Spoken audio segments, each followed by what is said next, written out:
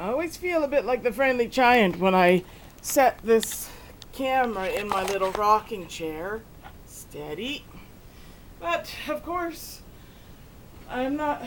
I'm considerably bitchier and more cynical than he ever was. Anyway, today I want to talk to you about the class that I just started in school, Be Your Own Boss. It is brilliant. I just love it.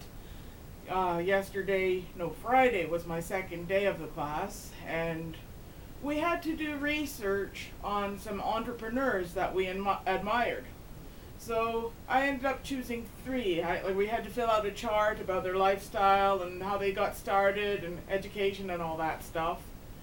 And before I get started here, I want to ask you a question. What makes you happy? What makes you stop in your tracks? What do you want? Like, when you're shopping, what causes you to go, ah? I am attracted to anything colorful, like this jacket here I've had for 20 years. I've shown it to you before.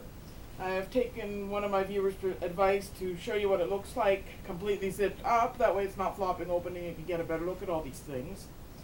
I have had this jacket since 1991, and I have fixed it and patched it up so many times that I reckon it'll last me another 20 years, but it won't be quite the same. And by then it'll probably be more patches than jacket. And by then, maybe my birthday suit will also be almost as decorated, because I can't resist tattoos. I have 4 of them so far. I'll show you them later. But this jacket to date that I know of, the most expensive article of clothing I have ever bought for myself.